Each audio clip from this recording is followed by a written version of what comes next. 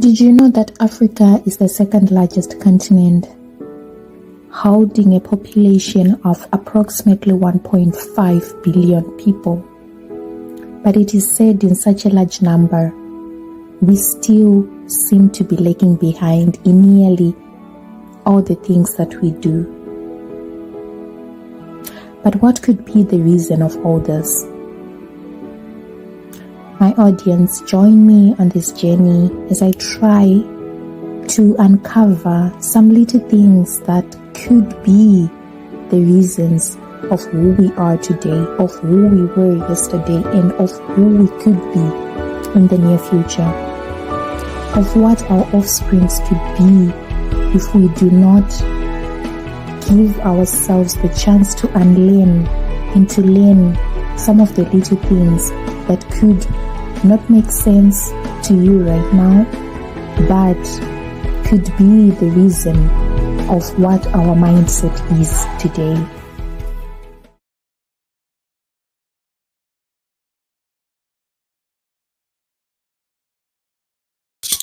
Hello beautiful people, welcome back to my YouTube channel. Welcome back to the road back home, to the channel where we embrace Africa, the channel where we embrace opportunities in Africa, in Zimbabwe specifically. I'm from Zimbabwe, and preaching the word that let's go back home. For the home where we come from can only be built by us. If not us, then who do we expect to make changes that we want to see in the future, that we want to see today, or that we want for our children? Remember, wherever you are, that's not your home, and you have nothing to hold on to forever. You could hold on to it, but what about your children? What about your generation to come? What will they hold up to? The benefits that you have today, the moment you die, which we are all going to die someday, right? You will agree with me that it's only going to end on us. Our children might not be able to inherit that job that is making you to stay there, that opportunity, that contract you have signed, or anything like that.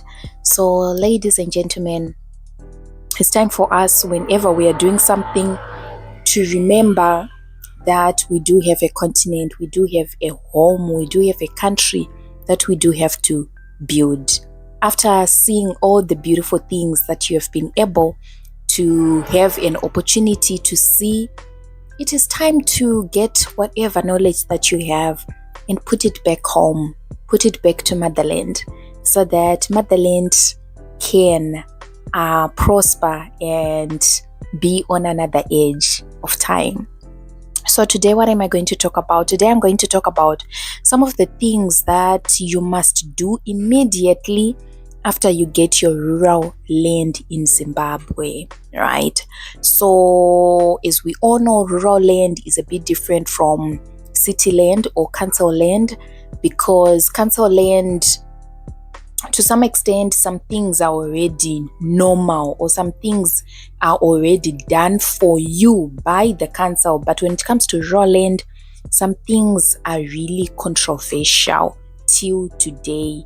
Yes, I do advise people go build our raw homes, because it's also cheaper, easier, and just peaceful. Yeah, to be honest, after being in the rat race abroad, I think just relocating to the raw area could be like one of the best decisions. But at the same time, let's also not put aside some of the things which could mislead you while still looking for this raw land, which I hope you have checked. From my video, I have mentioned about some of the things you need to know that are happening in raw land. I hope you will check it out. I think I will be able to put it somewhere in this video, right? So number one, you need to know your high community leader, who is the sabuku or a chief. The moment you're starting to get your piece of land, you need to know these people, because these people are really relevant to the piece of land that you are being given.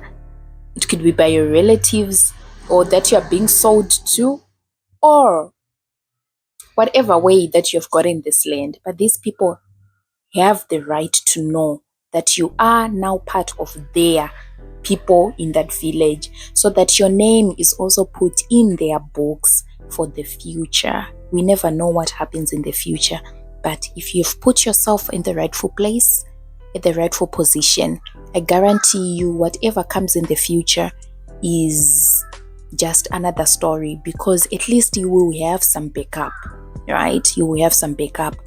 I remember some time ago, it's just a short story. Some time ago, one of my relatives bought a land in the raw areas, and it's surprising, after paying everything and all that, she just decided to take some time before she builds a land. And to your surprise, the person who sold the land to her actually went back to live on that piece of land. So do you see what happened here? You pay your money, the person says, the land is now yours, but rather the person again goes back to stay on that piece of land. But what saved this relative of mine, it was the thing that they had involved the chief. The chief was like, no, come on, I was there when you sold this land, and even the name of this person is now on your piece of land. You are no longer the owner, but this person is now the owner. So you see how some of these situations could come about, and you have a backup plan. You have someone to look up to you. Then number 2, please fence or put some boundary over your piece of land, because many things are happening, many stories are happening whereby people are being sold a piece of land which has been sold to someone and someone and someone again. But you could save yourself from this drama if you fence your piece of land immediately after you buy it. Fence your piece of land to show that no, here there is now someone. You also help yourself that whoever might come wanting to be given your land, no, they can see that no, there's already someone, you can't sell me this, something like that. And also just for security and changes, right? I remember witnessing again a time when someone was given a piece of land. They were given like, maybe this 1 hectare is your piece of land, but after a month again of not developing the land, because yes, we know sometimes things could happen. Maybe you have just gotten the money to pay, but you don't have the money to develop yet.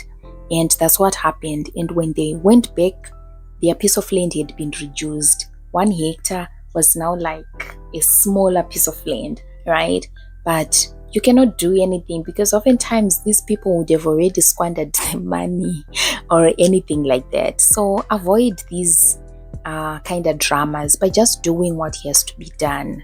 Fence your piece of land. Show that there is someone. If there's need to be even rush to just build a 1-roomed house, so that you really claim that no, this is now my piece of land. And number 3, I think wherever we go, this is really important. Build relationship with people in your community, so that they can be also your eye towards whatever is happening, especially in the rural areas. If you build a good relationship with people, nothing happens under your nose, because they will always tell you. You could have workers there. If they do anything wrong, if you do have good relationship with your neighbor, or even with the sabukwe, as I was saying, anything that will happen will reach in your ears. So it's really important. Build good relationship with your neighbors, and also you could also have help from them, because they know the people in their village, they know the people in their community, so they can also recommend to you the people who are trustworthy to give maybe some part-time job, to give maybe some piece jobs, so that your work is run in the proper way. So also, the last and foremost thing is to make research about the things that are in demand in that area, because oftentimes I know people are going back home, like building in the rural areas, like for business purposes, for project purposes. But at the same time, because you are away for a long time, you really don't know what's happening in this community. So you can't start maybe rearing pigs, while at least maybe the majority of people in there are Muslims, right? So make your due research about the place that you're going to buy. What do people like?